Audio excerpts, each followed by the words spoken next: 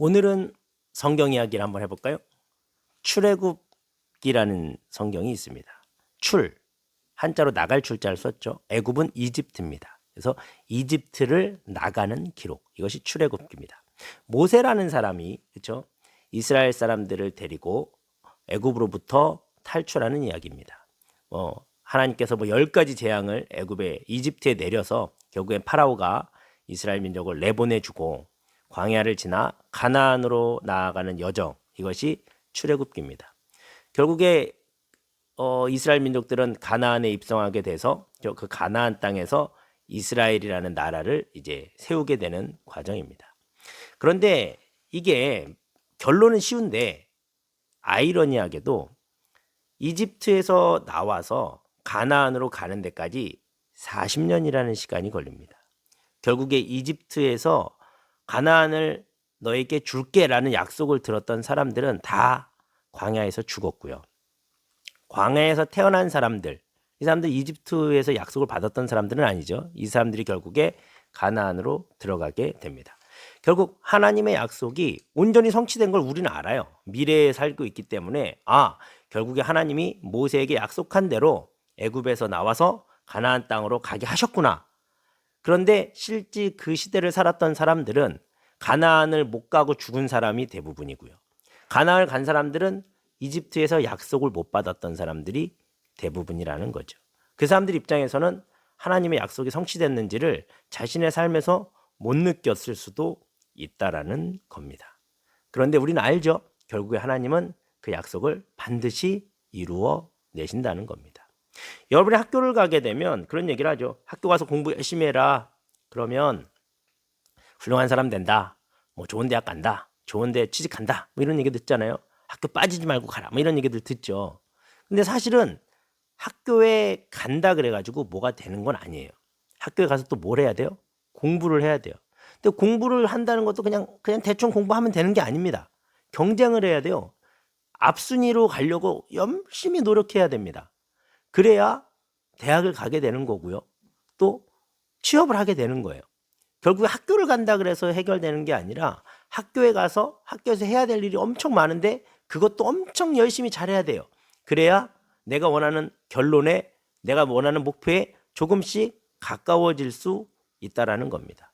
그런데 나는 어차피 거기 못 갈 것 같아요. 그러니까 난 학교 안 갈게요. 이거 인정돼요? 안 되죠. 왜냐하면 학교를 가는 것만으로도 얻어지는 유익이 있어요.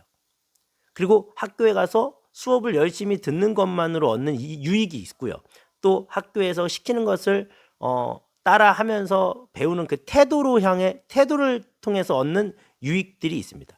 결국에 학교에서 1등을 해서 좋은 대학을 가고 좋은 직업을 얻는 것만이 성공이 아니라 학교에 가 있는 것만으로도 좋은 것을 얻을 수 있긴 하죠. 그렇지만 우리가 목표한 것들이 어떤 것이냐에 따라서 그렇죠? 내가 더 많이 노력해야 될 수 있다라는 겁니다. 그렇죠? 그리고 솔직히 공부를 열심히 한다 그래서 꼭 좋은 대학이나 좋은 데 취직한다는 또 보장도 사실은 없기는 하죠. 그런데 부모님은 희한하게 학교를 가라. 학교 가야 공부 열심히 해야 뭐가 답이 나온다라고 얘기를 하곤 합니다. 비슷한 얘기를 교회에서도 하죠. 교회를 가라. 교회를 가면 천국을 갖는다. 그렇죠? 축복을 받는다. 은혜를 받는다. 이런 표현들을 씁니다. 근데 사실은 비슷해죠. 교회를 가는 것만으로 되는 게 아니에요. 교회 가면 예배해야죠. 기도해야죠. 또 숙제해야죠. 또 말씀 읽어야죠. 그렇죠? 사랑해야죠. 봉사해야죠. 그렇죠? 또 가끔 행사 있으면 율동도 하고 연극도 할 게 많습니다. 그걸 다 해야 돼요. 그렇죠? 그걸 다 해야 어디에 가까워지는 거예요? 하나님이 얘기한 축복과 천국에 가까워지는 거예요. 중간에 난 이거 못할 것 같은데, 이거 다 못할 것 같은데 그런 생각이 들 수 있어요. 그럼 교회만 가는 것만으로 유익이 있느냐? 유익이 있죠. 학교랑 비슷합니다. 교회를 가는 것만으로의 유익이 있어요. 또 교회에 가서 예배를 참석하는 것만으로의 유익이 있습니다. 그렇지만 우리가 얘기하고 있는 그렇죠? 은혜와 축복과 천국은 어떻게 하는 거예요? 해야 될 게 많은 거죠. 사실은. 그런데 학교와 다른 점이 하나 있어요. 교회는 반드시 이루어진다라는 거예요. 학교는 그럴 것이야. 가능성이 높아라고 얘기하지만 성경은 뭐라고 얘기하고 있냐면 네가 먼저 그의 나라와 의를 구하면 너에게 필요한 모든 것을 내가 더하여 주시겠다라는 하나님의 약속이 있어요. 그리고 우리가 출애굽을 통해서 알았잖아요. 결국에 하나님은 그 약속을 성취하신다는 거죠.